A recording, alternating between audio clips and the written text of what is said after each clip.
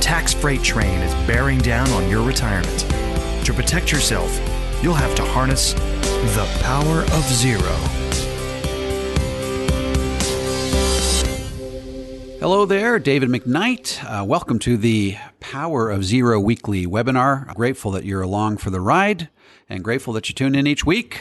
We just passed our 80th episode and grateful to all of you who are so interested in boning up on the Power Zero paradigm. I am the best-selling author of The Power Zero, Look Before You Lerp, The Volatility Shield, and now available for pre-order on Amazon, the tax-free income for life, tax-free income for life.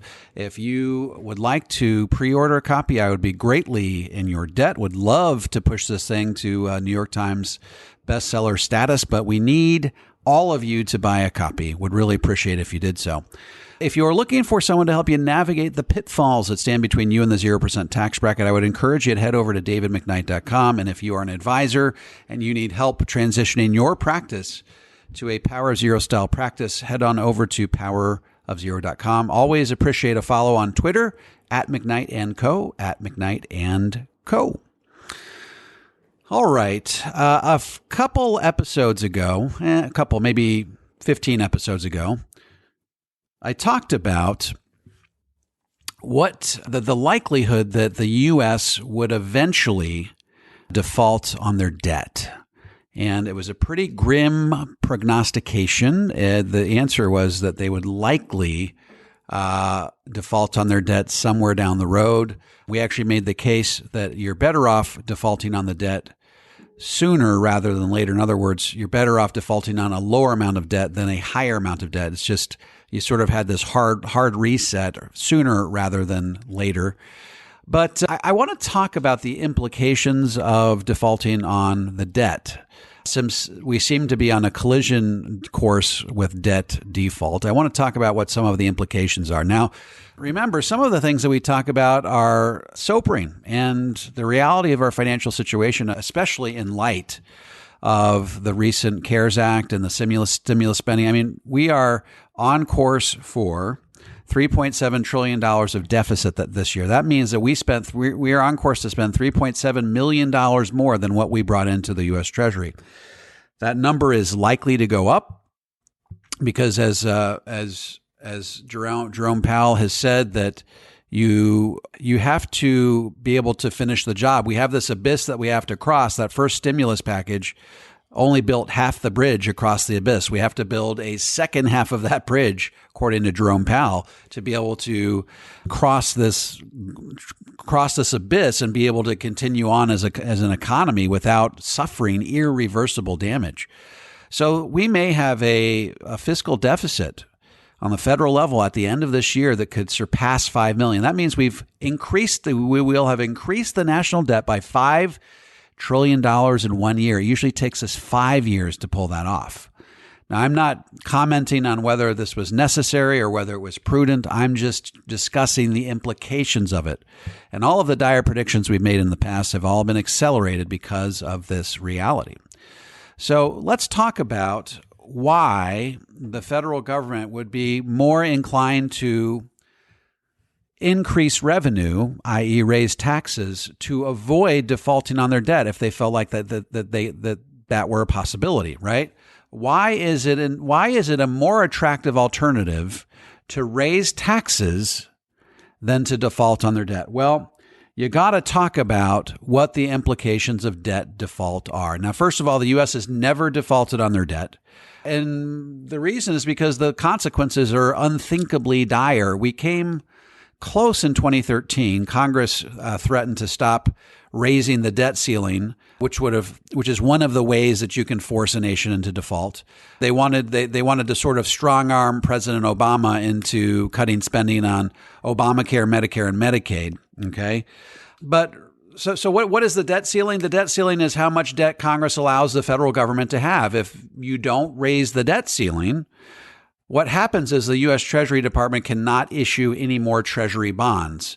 And basically, the federal government's ability to pay their bills depends on the revenue that comes in. So if we declined to raise the debt ceiling, it would force the federal government to choose between paying federal employee salaries, Social Security benefits, Medicare benefits, Medicaid benefits, or interest on the national debt. And if it doesn't pay interest on the national debt, the country defaults on their debt. And we're here to talk about what are the implications of the federal government defaulting on their debt. I think we have to understand what the implications are so that we can better understand why the federal government would prefer to choose raising revenue to defaulting on their debt.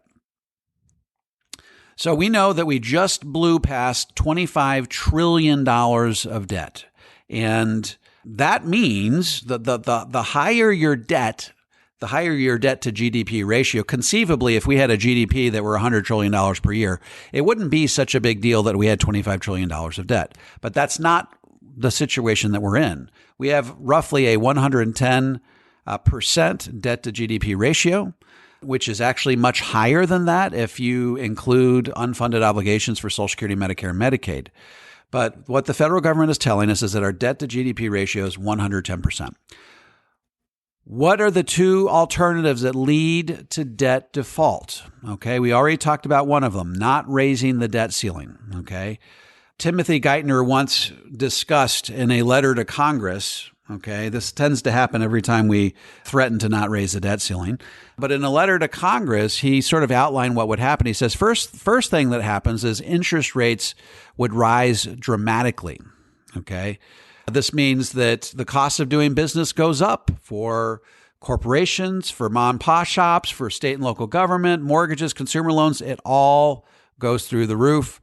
The dollar would drop. Okay, when Iceland defaulted on their debt back in 2009. The debt incurred by their banks had to be nationalized. As a result, the value of the krona, its national currency, dropped by 50% in 1 week. And of course, created massive inflation and unemployment, so on and so forth. So that's one of the implications of defaulting on our debt. Interest rates rise dramatically and the value of the dollar drops. We would most likely lose our global reserve currency status, which has all sorts of implications of its own. And there just would be disastrous long-term effects. So again, they'd have to choose between paying interest on the debt, Social Security, Medicare, Medicaid, so on and so forth. A lot of these payments would just stop. Student loan payments would stop. Tax refunds would stop. Payments to keep government facilities open, those would all stop. Keep in mind, this is not a government shutdown. This is far worse than a government shutdown. A government shutdown really only affects non-essential discretionary programs. Defaulting on the debt is not the same as a government shutdown. When you default on your debt, you basically no longer have the ability to pay a lot of these essential things, like the little old widow who is living in an apartment on a fixed income and is reliant on Social Security to be able to pay for her debt or pay for her living expenses. The second way that the federal government could default on their debt, so the first way is they just choose not to raise the debt ceiling. The second way is they stop paying interest on their debt. That's sort of the obvious way that they could do it. If that's the case, the value of US Treasuries on the secondary market would drop like a rock. Anyone that held US Treasuries would be able to sell them, but they'd have to do so at a deep, deep discount. Okay. The federal government would no longer have the luxury of selling treasuries in its auctions, and therefore the government would no longer be able to borrow to pay its bills. So lots of catastrophic stuff if the federal government defaults on its debt. Now, remember, what happens is also interest rates rise dramatically. Think about it. If China is currently buying our debt, it's because they feel like it's a safe haven and there's 100% likelihood that they're going to get their interest back. Well, if China all of a sudden feels like, given a debt default, given that we have now demonstrated that we're not 100% always going to be able to pay the interest on our debt, they will now no longer buy our debt because they see us as a risk unless we dramatically raise the interest that we would be willing to pay. So these other countries are not going to be able to are not going to be willing to finance all of our debt spending unless we pay a lot more. And so that means that interest rates are going to have to rise dramatically, which, as we already mentioned, affects every level of society. Now, even if you don't default on your debt, which I think we've made the case that's it's inevitable that we will, but even the threat of default even the threat of debt default is also bad, because what happens is you have credit rating agencies like Moody's and Standard & Poor. They issue what's called a credit rating. These are debt rating agencies. And when they lower your credit rating, that signals to the world that the likelihood of default is higher. Okay, so that also can drive interest rates up, because people will not buy your debt unless you're willing to pay them commensurately more based on your commensurately higher risk. So we know also that all of this would affect the stock market. Any investments in the U.S. would be riskier, given that the U.S. government is not the safe bet that people always thought it would be. Remember, a lot of the reasons why the businesses in our country thrive is because the dollar is deemed to be stable, and it's deemed to be a safe environment in which to do business. So stock prices would fall dramatically as investors fled our country in favor of other countries and safer stocks, or even safe havens like gold.